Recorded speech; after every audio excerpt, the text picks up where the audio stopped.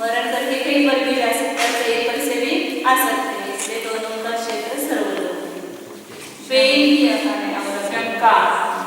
ये तीनों ही बादल एकेंद्रीय जीव मारणांतिक समुद्घात और उत्पाद पदों से ही सर्वलोक में है। वेदना समुद्घात और कसाय समुद्घात से 3 लोकों के संख्यात्मक भाग में तथा मनुष्य लोक और तिर्यक लोक से असंख्यात बड़े क्षेत्र में रहते हैं।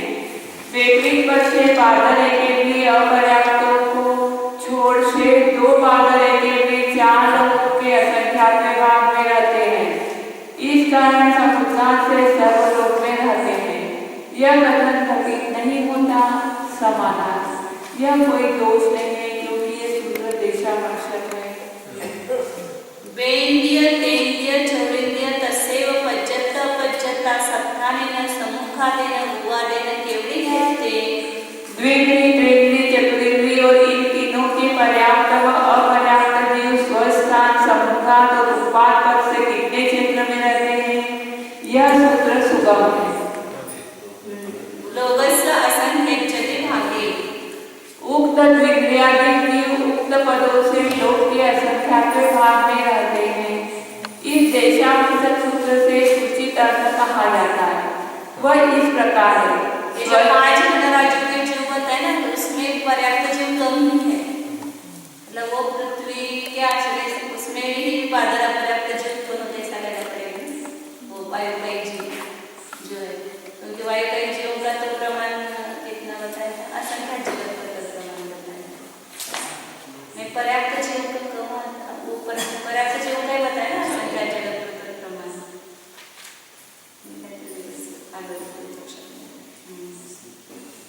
इस प्रकार है स्वस्थान स्वस्थान स्वस्थान स्वस्थान विहार का स्वस्थान वेदना समुद्घात और कसाय समुद्घात को प्राप्त ये द्विन्द्रियादि 6 वर्ग 3 लोकों के असंख्यात्मक भाग में, तिर्यक लोक के संख्यात्मक भाग में और 2.5 दिन के असंख्यात बड़े क्षेत्र में रहते हैं, क्योंकि यहाँ पर्याप्त क्षेत्र की प्रधानता है। इंद्रिय त्रिंद्रिय चतुरिंद्रिय जो केवल ये बीच के मध्य लोक में ही है, बाकी ऊपर नीचे कहीं नहीं है। इन्हीं के 3 अपर्याप्त जीव 4 लोकों के असंख्यात्मक भाग में और 2.5 दिन के असंख्यात बड़े क्षेत्र में रहते हैं, क्योंकि वे परलोक के असंख्यात्मक भाग से भारी उससे गणांकुल प्रमाण अवगाहना से युक्त होते हैं। मारणांतिक समुद्घात द्विन्द्रिय जीवों का है ना, द्विन्द्रिय जीवों की जो अपर्याप्त जीव है उनकी अवगाहना उससे गणांकुल के असंख्यात भाग द्विन्द्रिय 6 वर्ग द्विन्द्रिय त्रिन्द्रिय चतुरिंद्रिय और उनके पर्याप्त अपर्याप्त जीव इनका चल रहा है ना। वो जो अवगाहना का यंत्र है, उस अवगाहना के यंत्र में जो अपर्याप्त है वो निवृत्ति पर्याप्त है कि लब्धि पर्याप्त है? लब्धि पर्याप्त है, क्योंकि धनांकुल का संख्यात भाग की जगह ज्यादा भी होती है ना अवगाहना, धनांकुल का संख्यात भाग भी है नहीं, पर अपर्याप्त जीवों का नहीं। अपर्याप्त जो द्विन्द्रिय बनेंगे सदस्य नहीं, वो आता है ना वहाँ पर सभी अपर्याप्त जीवों की अवगाहना धनांकुल का संख्यात भाग है, और एक इंद्रियों में भी एक अप्रतिष्ठित प्रत्येक वनस्पति छोड़ करके बाकी सभी एक इंद्रियों की अवगाहना धनांकुल का संख्यात भाग आती है। यदि उसके अंतर्गत जो कोठे हैं, यदि उसको लब्धि पर्याप्त का नहीं मानते, निवृत्ति पर्याप्त का नहीं मान, लब्धि पर्याप्त का मान, सेकंड लास्ट कोठा है, उसमें 2 इंद्रिय 3 इंद्रिय 4 इंद्रिय पंचेंद्रिय प्रतिष्ठित की उत्कृष्ट अवधारणा भी पर्याप्त होती है, और वो 51वें स्थान के बाद में सब धनांकुल का संख्यात भाग चालू है। हाँ, उधर वो लब्धि पर्याप्त।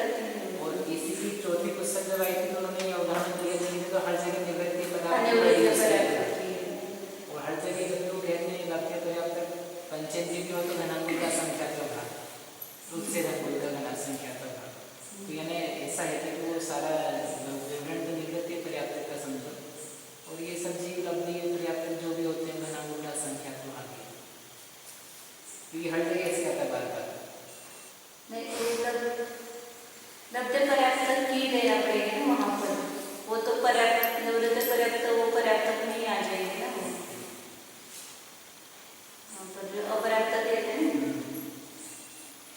नियमना 64 अवतार हैं, उसमें 16 अपर्याप्त के जगह अपर्याप्त के उत्कृष्ट। कॉलम्स बनते हैं, बाकी के तीन बचते हैं, तो फिर पर्याप्त की जगह में चालू होती है, अपर्याप्त की उत्कृष्ट खत्म होती है, फिर पर्याप्त की उत्कृष्ट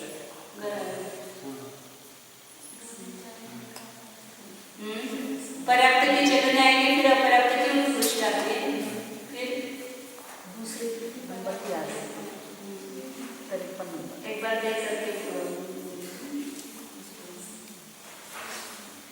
अपर्याप्त के लब्ध पर्याप्त की आगे मारणास्तिक समुद्र को उपवास को प्राप्त करना ही दिव्यराज्ञा तीनों लोकों के असंख्यात भाग में तथा मनुष्य लोग व तिर्यक लोग से असंख्यात पूरे क्षेत्र में रहते हैं। यहाँ मारणास्तिक क्षेत्र का विन्यास कहा जाता है।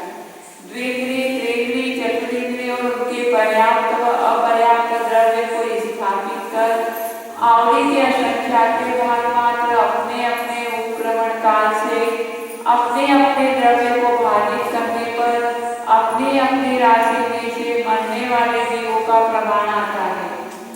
उसके असंख्यात भाग प्रमाण जीव मारणास्तिक समुद्र के बिना मरण करते, इसलिए इसके असंख्यात बहुभागों को ग्रहण कर मारणास्तिक उपक्रमण काल को आवली के असंख्यात भाग से गुणित करने पर अपना अपना मारणास्तिक द्रव्य होता है। एक राजन मात्र आयाम से मुक्त मारणास्तिक द्रव्य की इच्छा कर एक अन्य बल्यपम का संख्यात भागा स्थापित करना चाहिए। तो वहाँ पर जो करने वाले जीव है उसका प्रमाण निकालने के लिए एक राज्य प्रमाण आया, उसे उन्होंने मारणास्तिक समुद्र किया है। ऐसे जीवों का प्रमाण लाने के लिए वापस बल्यपम के असंख्यात भाग का भाग दिया। पहले तो समझ में आया होगा कि मरने वाले जीव का प्रमाण निकालने के लिए आवली के असंख्यात भाग का भाग दिया। फिर उसमें जो एक भाग है उसमें मारणास्तिक समुद्र करने वाले जो बहुभाग है, इसलिए असंख्यात बहुभाग ग्रहण करना, तो एक समय में निकलेंगे। फिर मारणास्तिक समुद्र का जो उपक्रमण काल है उसमें संचित जीव लेने के लिए आवली के असंख्यात भाग से उसको वापस गुना किया, तो मारणास्तिक द्रव्य आ गया, उतने जीवों का प्रमाण आ गया। उसमें एक राज्य लंबाई तक मारणास्तिक समुद्र करने वाले जो और कम है, इसलिए वापस बल्यपम के असंख्यात भाग का भाग दिया। पुनः अपने अपने विष्कंभ के वर्ग से गुणित राजू से उसे गुणित करने पर द्विन्द्रियाधिक 9 जीवराशियों का मारणास्तिक क्षेत्र होता है। ते जाड्याने रुंद्याचे काढतात म्हणून ते प्रत्येक वेळेला ते येत होतं ना, विष्कंभ मुख विस्तार आणि ते म्हणते अपने अपने विष्कंभ के वर्ग से गुणित राजू से उसे गुणित करने पर लंबाई की अपेक्षा से राजू हो गया और चौड़ाई और उसका क्या करें मोटाई और उसकी चौड़ाई उसका निकालने के लिए उसका वर्ग किया, विष्कंभ का वर्ग किया। नौका भी गुणा करते हो, देखना पड़ेगा एक बार। पहले चौथी पुस्तक में भी आया है, उसको 9 से गुणा करते हैं। उसमें नहीं किया चौथी पुस्तक में, हाँ उसमें भी गुणा नहीं किया था उससे। 9 एक बार आया है, जहाँ वहाँ आया है वहाँ पर भी आया है, नारकी जो में बताया है वहाँ पर आया है। आवलीचा सगळ्यात जो उपक्रमण काळ सांगितलं, एक त्याचा भाव घेतला जातो, त्याचे आयुष्य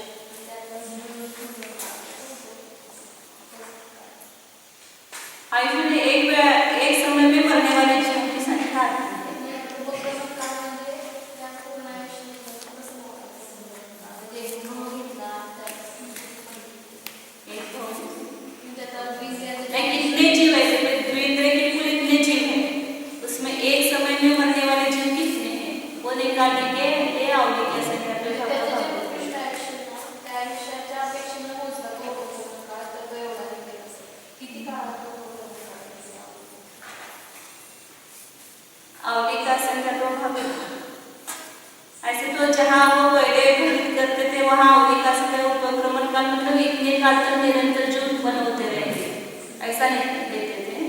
अभी 21 अपेक्षा से लेते हो स्पष्ट हमेशा उपक्रमण काल लेते तो निरंतर उत्पत्ति का काल लेते हैं।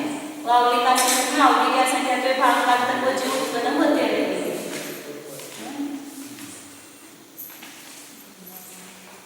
तो लेकिन संपूर्ण कुल जीवों को यहाँ उन्होंने भाग दिया ना अवली की संख्या के भाग से, तो उसमें मरने वाले जीवों का प्रमाण आता है।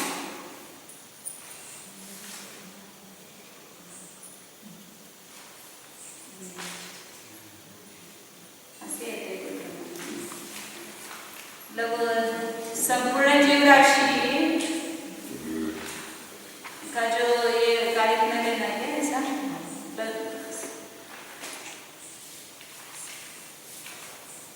अवली का संख्या का भाग मतलब जैसे जीव है 100 है और अवली का संख्या का भाग 5 है, तो 100 को 5 का भाग दिया तो कितना है 20 आएगा। तो वो 100 में से 20 जीव पहले से एक समय में मरेंगे ऐसा लेना है। फिर एक समय में दूसरे समय में 20 मरेंगे, तीसरे समय में 20 मरेंगे।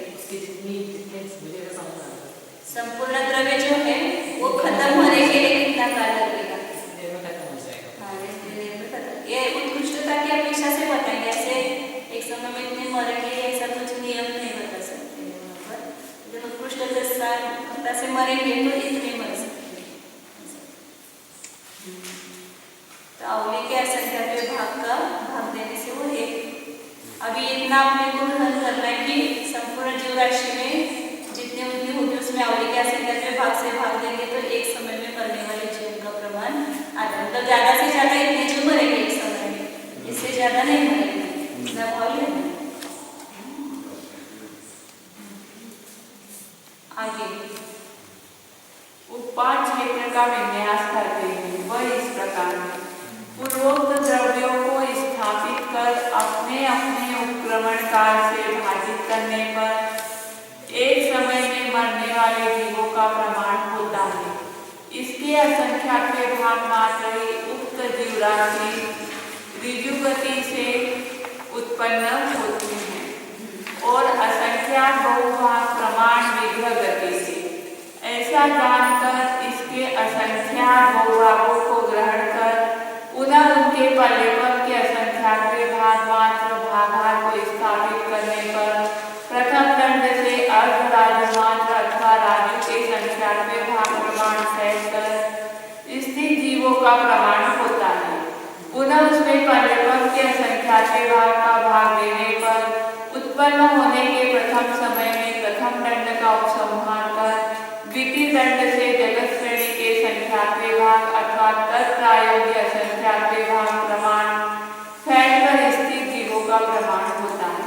पुनः उसे अपने अपने विस्कंभ के वर्ग से गुणित अपने अपने आयाम से गुणित करने पर उत्पाद क्षेत्र का प्रमाण होता है। विकलेंद्रियों के वैदिक पद नहीं है क्योंकि ऐसा उनका स्वभाव है। विकलेंद्र जो विक्रिया नहीं करते तो ये जैसे पहले निकालते थे ऐसा ही उन्होंने निकाले। यहाँ अलग पद्धति से निकाला है कि असंख्याक बहुभाग प्रमाण विग्रह गति से जाने वाले जीव लिए, एक भाग प्रमाण जीव ऋजु गति से जाने वाले और विग्रह गति से जाने वाले में मात्रा के समुद्र करके जाने वाले जीव का प्रमाण निकालने के लिए फिर उन्होंने क्या किया? पदकों के असंख्याक भाग को भाग दिया। स्थापित करने पर नहीं, उसमें उन्होंने एक घोड़ा लेकर के जाने वाले जो जीव है वो निकाला प्रमाण। पदकों के असंख्याक भाग को भागार को स्थापित करने पर जो दो दंड से मतलब एक मोड़ा मतलब 2 दंड आ जाएंगे ना वहां पर, वो जीवों का प्रमाण आएगा। इसलिए फलकों के असंख्याक भाग का भाग दिया तो उसमें प्रथम दंड का आयाम दिया आधा राज्य या राज्यों का संख्या का भाग, राज्य का कोई भी संख्या का भाग हो सकता है। तो उसमें भयंकर स्थित जीवों का प्रमाण आएगा और फिर उसमें पदकों का संख्या का भाग देंगे तो दूसरे दंड में स्थित जीवों का प्रमाण आएगा और वो दूसरा दंड कितना है? जगत श्रेणी का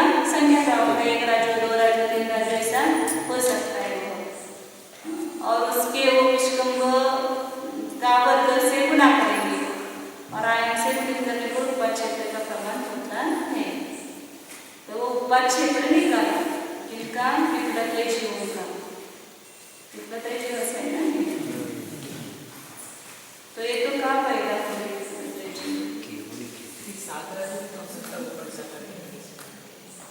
वातावरण आदि में उत्पन्न हो सकते हैं, नीचे पृथ्वी में उत्पन्न हो सकते हैं, आजू बाजू वातावरण है वहाँ पर भी उत्पन्न हो सकते हैं। लेकिन एक सारे क्षेत्र निकालते वह स्पर्श नहीं होते ना, स्पर्श की अपेक्षा करेंगे तो सर्व लोग आ जाएगा। लेकिन यहाँ पर क्षेत्र है तो केवल वर्तमान काल की अपेक्षा से लेते हैं, इसलिए वो कम आता है। तो द्विन्द्रादिक जीव कहीं पर भी पैदा हो सकते हैं ना संपूर्ण लोक में, इसलिए स्पर्शन जब बताएंगे तो सर्व लोग बताएंगे। और यह क्षेत्र तो एक साथ जितने जीव आएंगे उतने जीवों की अपेक्षा से उसका क्षेत्र निकालते हैं। इसलिए एक साथ जितने कितने जीव उत्पन्न होते हैं उनका प्रमाण निकाल करके उनके वो कहाँ तक उत्पन्न होते हैं उतनी लंबाई से और उनके विष्कंभ विस्तार से गुणा करके वो क्षेत्र निकालते हैं। त्याच्यासाठी तर उपक्रमण काळ घेतात, म्हणजे निरंतर उत्पत्तीमध्ये तेवढे जीव एका वेळेला जाणार एक साथ उसने जीव जाएंगे उनके क्षेत्र की जो लंबाई आएगी वो क्षेत्र में आएगी।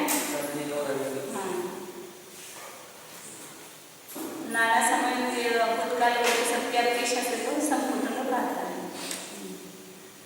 पंचेंद्रिय पंचत्ता सत्ताने उवादन केवढे खेळते। पंचेंद्रिय और पंचेंद्रिय पर्याप्त जीव स्वस्थान और उत्पाद पदों की अपेक्षा कितने क्षेत्र में रहते हैं? यहाँ सूत्र में स्वस्थान पद का निर्देश दोनों स्वस्थानों का ग्राहक है, क्योंकि यहाँ द्रव्यातीत नय का अवलंबन है। शेष सूत्रांश सुगम है। लोगस्य असंख्येच्चनि भागे। पंचेंद्रिय और पंचेंद्रिय पर्याप्त जीव स्वस्थान और उत्पाद पद की अपेक्षा लोक के असंख्यात्मक भाग में रहते हैं।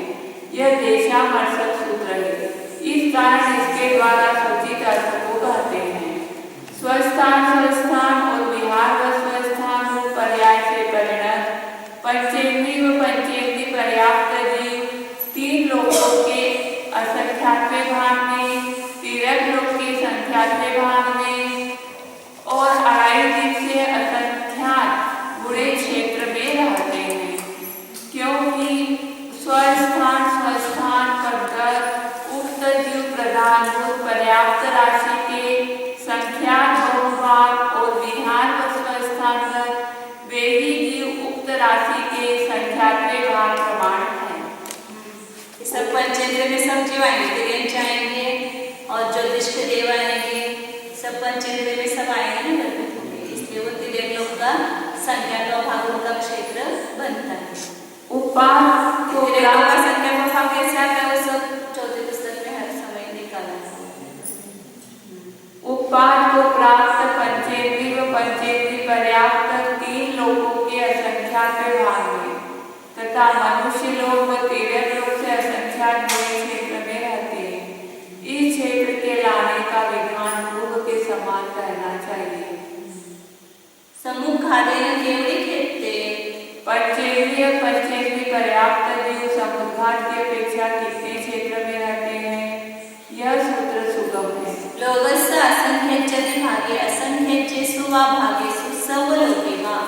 पंचेंद्रिय पर्याप्त जीव समुद्घात की अपेक्षा लोक के असंख्यात भाग में अथवा असंख्यात बहुभाग में अथवा सर्वलोक में रहते हैं। मनुष्य के जीव आएंगे इसलिए केवली समुद्घात की अपेक्षा जो आता है वह क्षेत्र है, इसलिए वो समुद्घात का अलग बताया उन्होंने क्षेत्र। इस सूत्र का अर्थ कहते हैं वेदना समुद्घात, कटाय समुद्घात और वैदिक समुद्घात को प्राप्त उक्त जीव तीन लोकों के असंख्यात भाग में, तिर्यक लोक के संख्यात भाग में और अढ़ाई दिक से असंख्यात होने क्षेत्र में रहते हैं, क्योंकि वे प्रधानभूत पर्याप्त राशि के संख्यात भाग में। तेजस समुद्घात और आहारक समुद्घात को प्राप्त उक्त जीव चार लोकों के असंख्यात भाग में और मानुष क्षेत्र के संख्यात भाग में रहते हैं। दंड समुद्घात को प्राप्त उक्त जीव चारों लोकों के असंख्यात भाग में और मानुष क्षेत्र से असंख्यात बुरे 14 वो 14 राज्य आते हैं, फिर भी वो तिर्यक लोक की अपेक्षा से असंख्यात भाग होंगे। तिर्यक लोक तो वो जगत प्रथम प्रमाण में है ना, ये जगत प्रथम में नहीं आती, संख्या जगत श्रेणी में आता है प्रमाण दंड समुद्धान। कपाट समुद्धान को प्राप्त वेदी जीव तीनों लोकों के असंख्यात भाग में, तिर्यक लोक के संख्यात भाग में और अढ़ाई दीप से असंख्यात गुणे क्षेत्र में रहते हैं। मारणांतिक समुद्धान को प्राप्त उक्त जीव तीनों लोकों के असंख्यात भाग में तथा मनुष्य लोक व तिर्यक लोक से असंख्यात गुणे क्षेत्र में रहते हैं। चौथी पुस्तक अच्छी तरह से की है ना, तो ये फटाफट लगता है सब दिमाग में। अपनी चौथी पुस्तक हो तो इसमें सूत्र वाचलं नाही समजतं.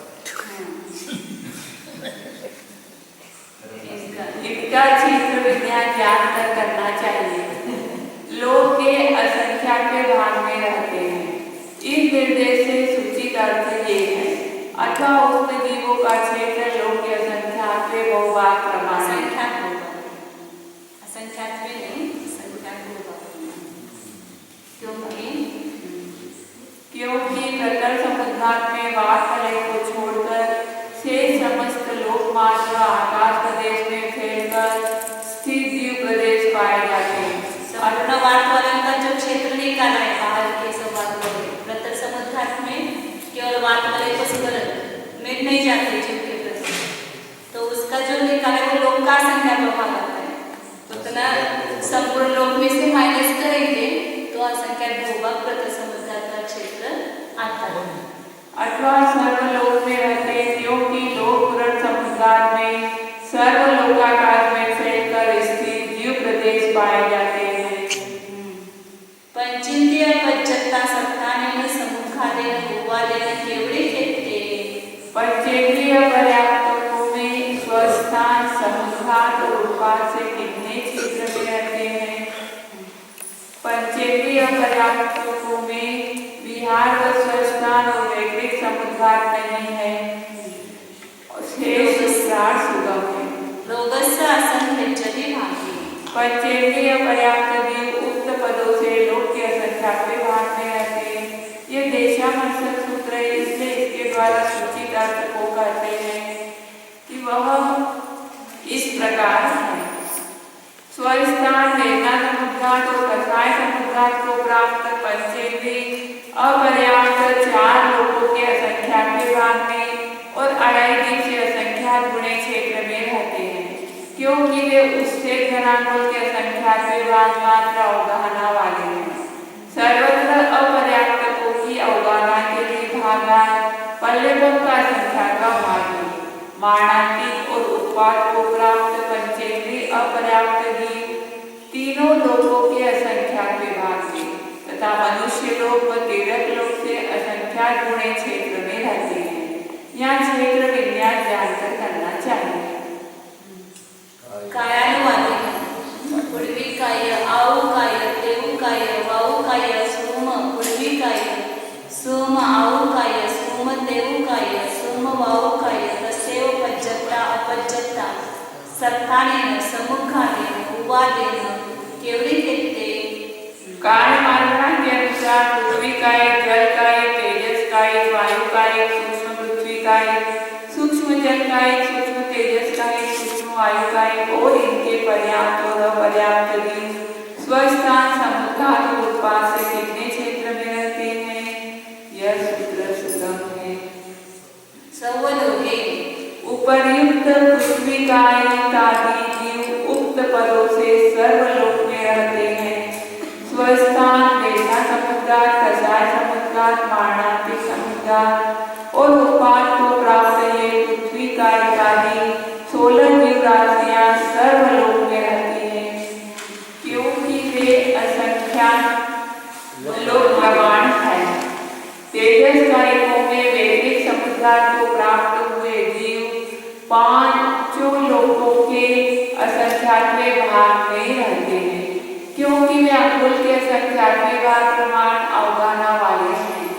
वायु कायकों में वैकृत समुद्घात को प्राप्त हुए जीव 4 लोकों के असंख्यात भाग में रहते हैं। मानव क्षेत्र की अपेक्षा कितने क्षेत्र में रहते हैं यह ज्ञात नहीं है।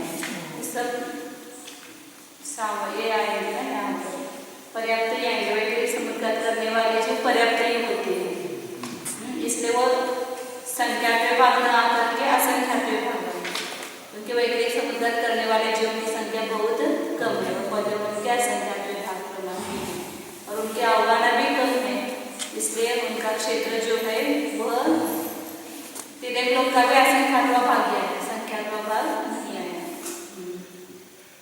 आगे बादल पुडविकाय, बादल अवकाय, बादल देवकाय, बादल वनखनिकाय, पत्ते शरीरा तस्सेव अपज्जता सत्तानेन केवढे घेतले।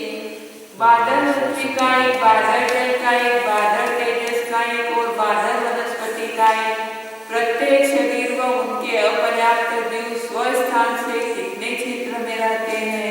या जो तेजस का एक और वायु का एक लिया ना, वो सामान्य जीव की अपेक्षा से सामान्य पे बादल और सूक्ष्म दोनों कर देते, ये सूक्ष्म तेजस का एक और सूक्ष्म वायु का एक में नहीं लेना, क्योंकि वो वैज्ञानिक समुद्रात नहीं करते, इसलिए सूक्ष्म जीव विक्रय नहीं करते हैं, इसलिए यहाँ सामान्य तेजस का एक जीव में वो बादल जो गर्भित है, इसलिए वह वैज्ञानिक समुद्रात पर घटित होता है।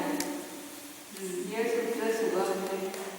लोगस्य असंख्यंचति भागे, उपर्युक्त बादल पृथ्वी का एकाधिक जीव स्वस्थान से लोक के असंख्यात्मक भाग में रहते हैं, यह देशामर्शक सूत्र है। इस कारण इसके द्वारा आमृष्ट अर्थात गृहीत अर्थ से अनामृष्ट अर्थात अगृहीत अर्थ को कहते हैं। वह इस प्रकार है, बादल पृथ्वी आदि 8 जीव राशियां स्वस्थान को प्राप्त होकर तीनों लोकों के असंख्यात्मक भाग में तिर्यक लोक से संख्यात गुणे और अढ़ाई दीप से असंख्यात गुणे क्षेत्र में रहते हैं, क्योंकि अपर्याप्तकों से सहित पृथ्वी का एक जीवों का अवस्थान पृथ्वियों का ही आश्रय करते हैं। बादल अपर्याप्त जीव भी और बादल पर्याप्त जीव भी वो पृथ्वी के आश्रय से ही रहते हैं। इन जीवों से रुद्र क्षेत्र के व्यापनार्थ 8 पृथ्वियों का जगत प्रतर प्रमाण से करते हैं। उनमें प्रथम पृथ्वी एक राजु विस्तृत, 7 राजु दीर्घ और 20 सहस्र कम। आपके पास वो चौथे पुस्तक की नोट्स है ना, वो निकालना, अभी पेज बताए थे 56 से पेज से 56 पेज। उनमें प्रथम पृथ्वी एक राजु विस्तृत, 7 राजु दीर्घ और 20 सहस्र कम 2 लाख योजन प्रमाण बाहर से सहित है। तो 1,80,000 ये तीनों का परस्पर गुना करेंगे तो 7 राजु प्रतर गुणित 1,80,000 योजन होगा, और उसका सब रूपांतर करेंगे तो 69 राजु, उसका वो इसमें पर करेंगे ना, जगत प्रतर भी करेंगे तो उसका 7 का भाग देंगे, 1,80,000 योजन में 7 का भाग देंगे तो उतने योजन प्रमाण जगत प्रतर हो जाएगा। 1,80,000 योजन है ना, जैसे अपन ने तिर्यक लोक को जगत प्रतर प्रमाण करने के लिए क्या किया था, 1 लाख में 7 का भाग दिया तो उतने जगत प्रतर उत्तर आया, और यहाँ नीचे जो है वो 1,80,000 योजन वो पहली पृथ्वी है, और वो कितनी है 7 राजु प्रतर, इसके 1 राजु लंबी और 7 राजु चौड़ी, ऐसे तो कितने हो गए 7 राजु प्रतर हो गए और 1,80,000 योजन हो गया। तो इसमें जगत प्रतर प्रमाण बनाने के लिए ऊंचाई के 7 भाग करके एक भाग के आगे भाग ऐसा इस प्रकार 7 भागों को पसार कर रखने से चौड़ाई 7 राजु होती है और लंबाई 7 राजु है, और ऊंचाई कितनी हो गई 1,80,000 योजन का 7वां भाग हो गया। तो 1,80,000 योजन का 7वां भाग बराबर 25,714 पूर्णांक 2/7 योजन, इतने जगत प्रतर प्रमाण इसका लब्ध आएगा। 7 राजु और इतने योजन बराबर 49 राजु प्रतर गुणित ये होगा, मतलब 49 राजु प्रतर मतलब ये जगत प्रतर होता है ना, ये 7 का भाग दिया था ना उसका वो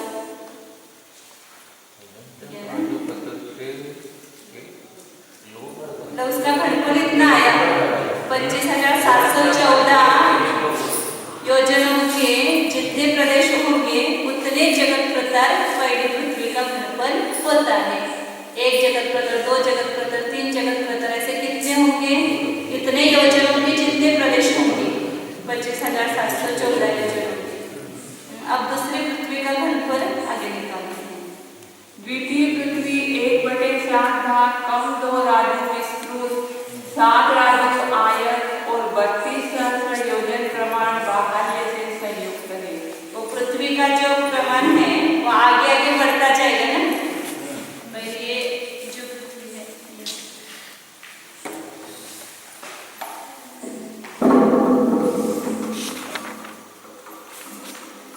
पहली पृथ्वी जो आएगी वह ये यहाँ पर एक राज्य है ना, तो 1,80,000 योजन है, वहां पर भी थोड़ा सा अधिक है, लेकिन वह थोड़ा सा एक ही है, उसको नेग्लेक्ट किया। फिर अब ये दूसरी पृथ्वी एक राज्य पर है ना, तो यहाँ पर उसकी जो लंबाई है एक पूर्व पश्चिम ये बढ़ गई, तो कितनी होती है? वह 2 राज्यों में 1/7 राज्यों कम, क्योंकि वो ऐसा नहीं करते ना। यहाँ पर 7 राज्यों पर जाने पर वह 7 राज्य होती है, तो एक राज्य जाने पर कितने बढ़ेंगे उसमें? तो एक राज्य में एक 2 राज्यों में 1/7 कम, तो ऐसा कहो, या 13/7 राज्य होगा, एक ही दोनों का एक ही है। एक राज्य में कितना बड़ा उसमें?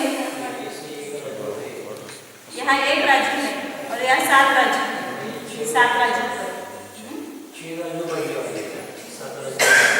6 राज्य बढ़ने वाले, 6/7 पृथ्वी का प्रभाव, 6/7 एक यहाँ पहले में कितनी है? एक राज्य, और 7 राज्य वहाँ जाने पर कितने होते हैं? 7 राज्य, मतलब 6 राज्य बढ़ गए। तो एक राज्य में 6 राज्य मिला दिया तो एक राज्य 13/7 मतलब 6 बढ़ गए हैं, तो एक राज्य पर कितने बढ़ेंगे? ऐसा क्रमशः करेंगे ना। एक 6 राज्यों आगे जाने पर कितने बढ़ गए? 7 राज्यों जाने पर कितने बढ़ गए? 6 राज्य बढ़ गए, तो एक राज्य जाने पर कितने बढ़ेंगे? ऐसा क्रमशः करेंगे, तो 6/7 वृद्धि का प्रमाण है। हर राज्यों पर पृथ्वी की जो लंबाई है वो कितनी बढ़ेगी? 6/7 बढ़ेगी। तो यहाँ ये कितनी है? 7/7, मतलब एक राज्य, और उसमें 6/7 मिलाएंगे 13/7, उसका ही अर्थ 14/7 में वो 1/7 कम हो, इसलिए उसकी यहाँ पर चौड़ाई जो है वह एक राज्य प्लस 6/7 राज्यों को हो, 6/7 को हो, या 2 राज्यों में 1/7 कम, ऐसे सब जगह करेगा। तो यहाँ 6/7 बढ़ा और दूसरे 2 राज्यों में जाने पर और 6/7 बढ़ेगा, तो वो ऐसा दोनों तरफ से निकाला 19/7 तो वह 2 राज्य मतलब 3 राज्यों में 2/7 कम हो। समझ में आए? लोगों को आया, लेकिन सबको नहीं आता समझ में। ये सब समय में वहाँ उस समय तो विस्तार से निकाला था, अपनी सौदे पुस्तक जब देखे थे ना बोर्ड पर, वो पूरा निकाला।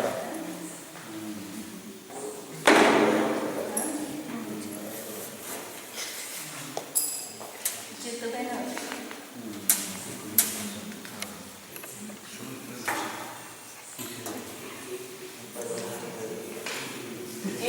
राशि कैसा करेंगे ना, प्रमाण राशि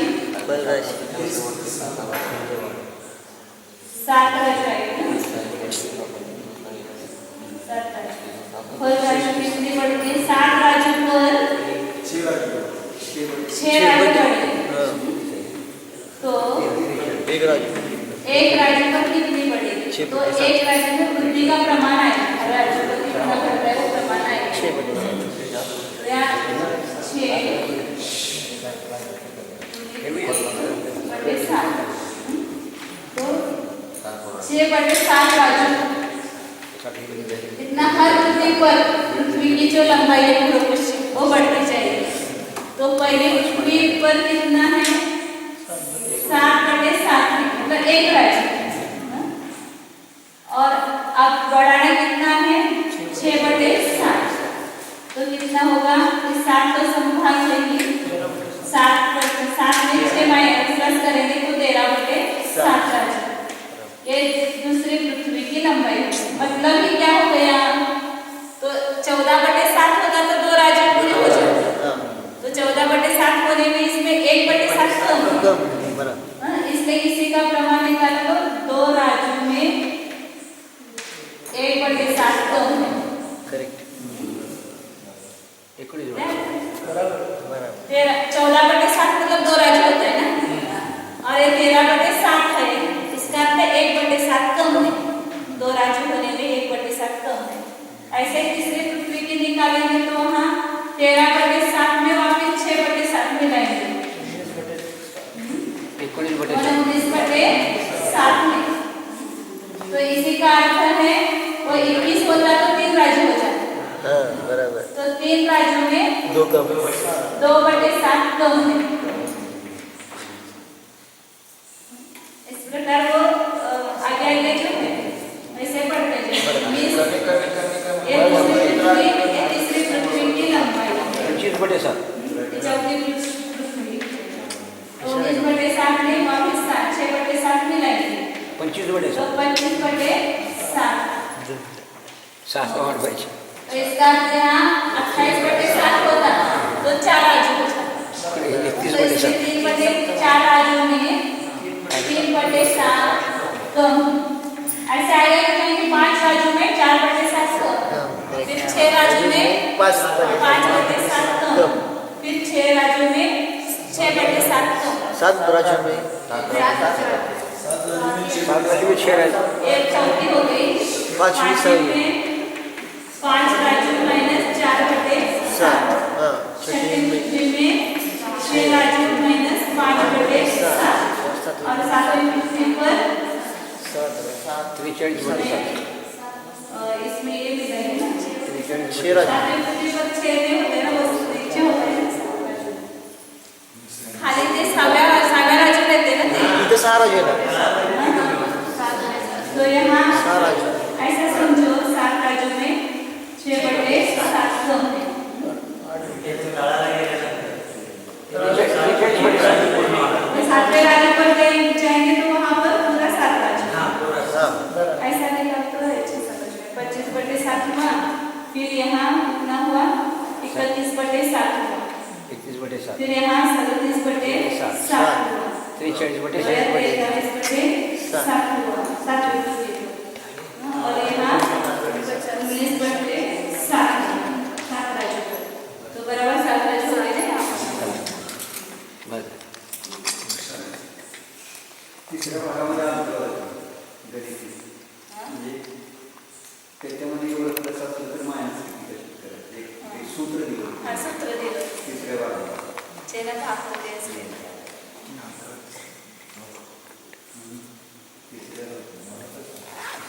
वो जो 7-8 सूत्र बताए ना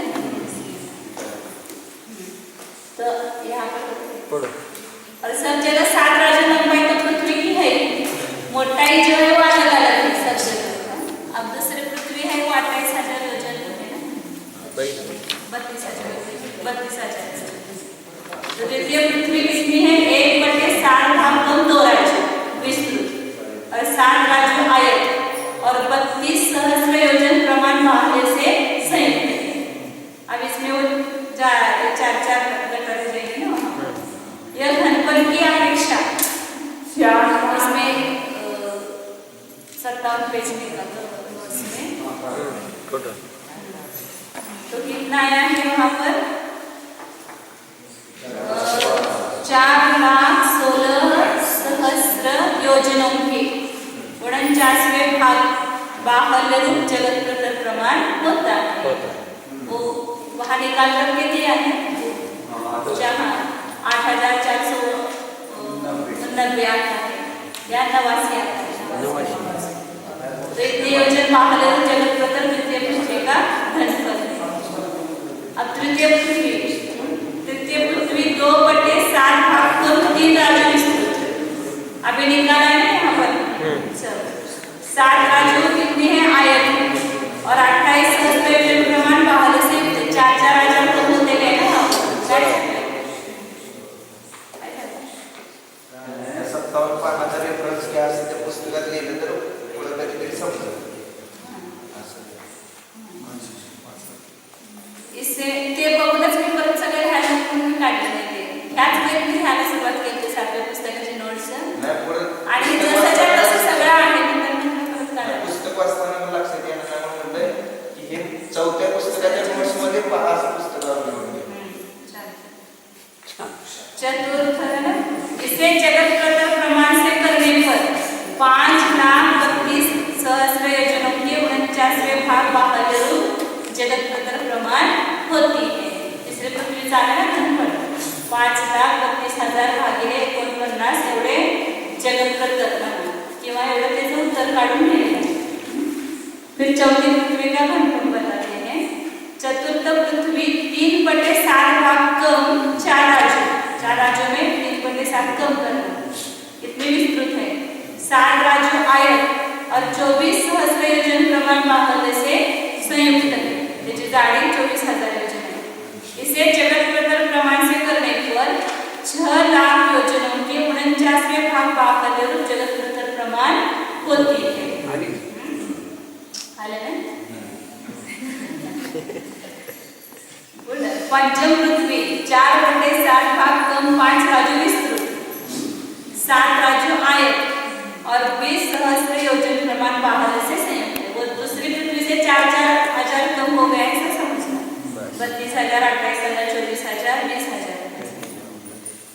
जगत प्रतर इसे जगत प्रतर प्रमाण से करने पर 6,20,000 योजनों के 6,20,000 उसका 20,000 योजनों के 49वें भाग. जगत प्रतर प्रमाण करने के लिए हर जगह 49 का भाग दिया है. बाह्य रूप जगत प्रतर प्रमाण होती है. छठी पृथ्वी 5/7 भाग कम 6 राज्यों विस्तृत, 7 राज्यों आयत और 16 सहस्त्र योजन प्रमाण बाहुल्य से संयुक्त है. यह घनफल की अपेक्षा कितने 5,92,000 सहस्त्र चाहिए योजनों के 49वें भाग बाहुल्य रूप जगत प्रतर प्रमाण है. सप्तम पृथ्वी 6/7 भाग कम 7 राज्यों विस्तृत, 7 राज्यों आयत और 8 सहस्त्र योजन प्रमाण बाहुल्य से संयुक्त है. या केवल क्या करना, सीधा 8,000 लेना. वहाँ 4,000 कम करके आए थे ना, और यहाँ 4,000 कम हो करके डायरेक्ट कितना कम हुआ, 8,000 कम हुआ. सप्तम पृथ्वी 6/7 भाग कम 7 लोग. यह घनफल की अपेक्षा 3,44,000 योजनों के 49वें भाग बाहुल्य रूप जगत प्रतर प्रमाण है. अष्टम पृथ्वी, 8वीं पृथ्वी ना वर. अष्टम पृथ्वी कितनी है, 7 राज्यों आयत. यहाँ पर ये 7 राज्यों आयत और 1 राज्य विस्तृत और उसका जो बाहुल्य कितना है 8 योजन प्रमाण बाहुल्य से संयुक्त है. यह घनफल की अपेक्षा 1/7 भाग अधिक 1 योजन बाहुल्य रूप जगत प्रतर प्रमाण है. इन सब क्षेत्रों को एकत्रित करने पर तिर्यक लोक के बाहुल्य से संख्या गुणे बाहुल्य रूप जगत प्रतर होता है. वह भी दिखाया था उस पुस्तक में, वो गलती थी वहाँ पर, मैं सुधारती थी ना वहाँ पर. वो तिर्यक लोक का जो बाहुल्य है उसकी अपेक्षा यहाँ दिखाया है. तिर्यक लोक का घनफल कितना है 14,285 पूर्णांक 5/3 योजन बाहुल्य रूप जगत प्रतर है. और ये 8 पृथ्वियों का घनफल जो है वो कितना है 89,000.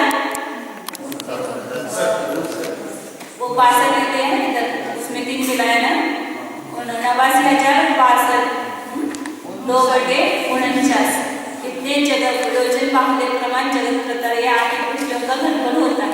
तो इससे कितना गुना हो गया, 6 गुना हो गया. इसलिए वो कितना आता है, इन सब क्षेत्रों को एकत्रित करते हुए लोग के बाहुल्य से संख्या गुणे बाहुल्य रूप जगत प्रतर इनका होता है. ये जो प्रक्रिया है वो क्या है, जितना फैक्ट्री 16,000 होती है, बीच में विमान नहीं है, लोग रहते हैं, हवा भी है.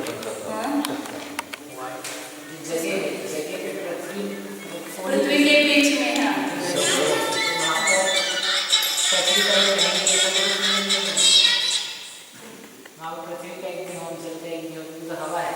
हाँ, वो सब भरे हुए हैं, वो देंगे ना पृथ्वी का है, पृथ्वी जहाँ जहाँ है वो पानी भी है, वायु भी है, और वो उतना ही उनका भी लिया है सब। जो गैप है हवा है, विमान लोग है। हाँ, ये एरिया हाँ, इस एरिया में पृथ्वी का एक जीव कैसे मानेंगे? बादल का सूक्ष्म तो मालूम है। वो पूरे पृथ्वी का एक उन्होंने लिया है वहाँ पर।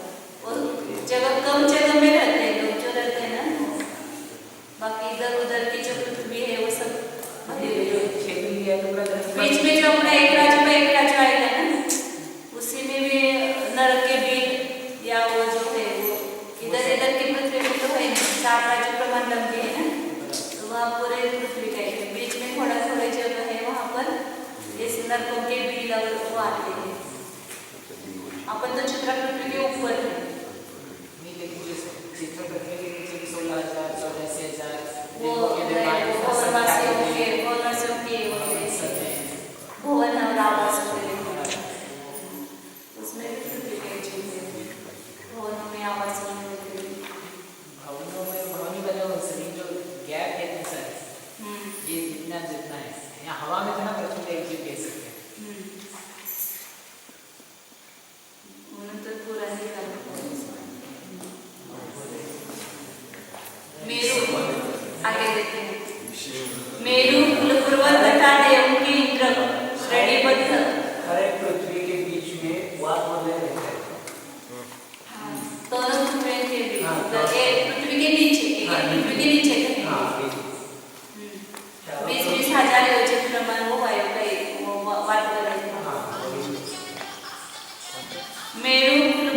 मेरू कुलपर्वत तथा देवों की इंद्र श्रेणीबद्ध प्रकीर्णक विमानों का क्षेत्र भी यहीं पर देखना चाहिए।